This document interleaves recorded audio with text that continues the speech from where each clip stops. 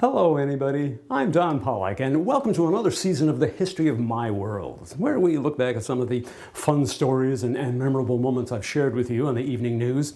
Today we're going to take a look back at what I consider to be a vintage classic. This was the first story that I ever did that went viral, and this was 20 years before the internet was invented. How's that possible? Well, back then in the late 70s, video cassettes were first coming into vogue, and news directors could record their newscasts and send it through the mail to colleagues around the country saying, hey, look what we put on the air, which is what they did with this story. Those people looked at it and made copies of it and sent it to their friends. It went everywhere because it was that distinctive at a time when newscasts, you have to remember, were very, very staid and very dignified, and very formally presented. This story was, it was fun to watch. It had everything. It had James Taylor music. It had people singing to James Taylor music. It was like real world karaoke, It was about a subject that everybody could relate to, traffic frustration, and it had a closing sequence that really stood out. I mean, this, in terms of my career arc, this was my Sergeant Pepper. I mean, it changed the way I was viewed in the industry. I mean, before this, I was looked at as it's just a guy who does goofy feature reports for the news. Well, after this aired, I was looked at as a guy that did goofy feature reports for the news, but with style. Of course, looking at it today, I mean, the editing is choppy and the sound mix is terrible and like that. But compared to the way newscasts were back then, this really stood out. I think you'll see why. Not since the War of 1812, when the entire city of Buffalo was burned to the ground and had to be rebuilt, has there been so much construction going on at the same time in the city.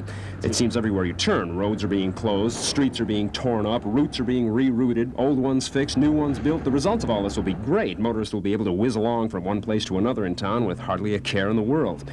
That's when it's done. Until then, driving in the city of Buffalo has become somewhat less than pleasant.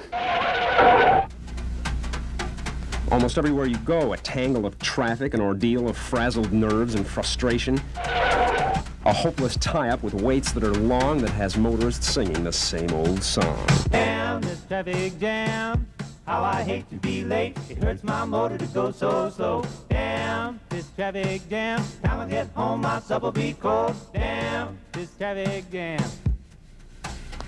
Well, I left my job about 5 o'clock. It took 15 minutes to go 3 blocks. Just in time to stand in line. It's always looking like a parking lot. Damn this traffic jam, how I hate to be late. It hurts my motor to go so slow. Time I get home my supper will be cold. Damn this traffic jam. Hurry on up there, I'm going to be late! Not our fault, man. It's New York State. We've been working on this now for quite a few months. Trouble is, everybody's doing everything at once. Damn this traffic jam, how I hate to be late. It hurts my motor to go so slow. Time I get home my supper will be cold. Damn this traffic jam. Well, the New York Thruway is one sad saga, backed up every day past Cheektowaga. Downtown section's just as tough to get by. Been down to 1 lane since last July. Don't even think of driving down Elm Oak Way unless you're prepared to sit all day. I tell you, bumper to bumper just ain't no fun, and the sad part is they've only begun. Tell you right now, it's going to cause a lot of tears. We'll be working on this for about 2 more years. Damn this traffic jam, how I hate to be late. It hurts my motor to go so slow. Damn this traffic jam. As you sit there sweating in your driver's seat, just waiting for your engine to overheat, you think there's gotta be a way to get free, even though there's chrome as far as I can see. But all is not lost. There's still some hope. All you need is some luck and a little bit of rope. Then set yourself down behind the wheel and have them carry you away in your automobile. Damn this traffic jam, how I hate to be late. It hurts my motor to go so slow. Damn this traffic jam, time I get home my supper will be cold. Damn this traffic jam. Well, you might not think that it's too cool driving around on fossil fuel till you find a way to beat them driving blues. Don Polec, Channel 7 Eyewitness News. Damn. In subsequent years, news directors have asked, why don't you do that story again? That was really funny, where your car got lifted out of the traffic jam. Well, believe me, a shot like that would be impossible to get. I mean, just getting it back then, the stars aligned perfectly. Everything it just worked out well. First of all, the construction site was right across the street from the station. I mean, we didn't have to travel anywhere. We just walked out the door, there it was. And it was across a street that had been closed off because of the construction. Well, I just got on the station's intercom, on the building's intercom, and said, hey, listen, everybody who's parked in the parking lot, can you do me a favor, just move your cars to the street that's next to our station, just park them there for while you're working, you know. We're trying to recreate a traffic jam, you know. So they did that. My car is in the middle of these two lines of cars. And then we appealed to the construction workers' sense of macho. We said, you know, it would be really cool if the car could be lifted out of this, but I don't know if your crane probably doesn't have what it takes to do that. And they go, well, sure it does. Oh yeah, we could do that. Oh, now are you sure? I mean, this is a pretty heavy. Oh, here, we'll show you. So they started wrapping it up, and I go, well, can I be in the car too? I mean, that's going to add weight to it. I don't think you. Oh, sure, it'll do that. Go ahead, here, try it. We'll do. So I got in.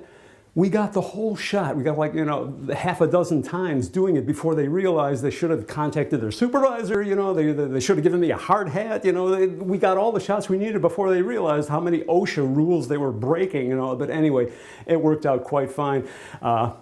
Even though they wrecked my muffler, you know, I was driving home that night and you know, it was rusted out anyway, and you know, and I guess it kind of broke off. I should have expensed that. You know what I mean? I'm using my own personal property as a prop. I wonder if it's too late to submit that after 40 years. No, we'll let it slide.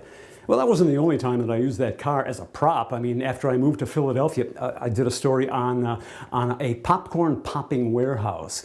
I won't show you the whole thing, but it was a time when, for some reason in movie theaters, you could buy popcorn, but they didn't have the popcorn popping machine there.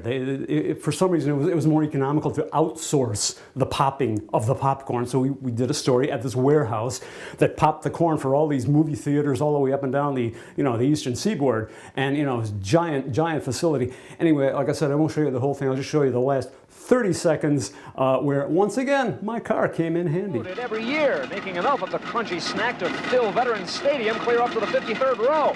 Besides delighting in that prospect, popcorn connoisseurs throughout the area are guaranteed to keep business brisk here for a long time to come. Because there are some people who can just never get enough popcorn.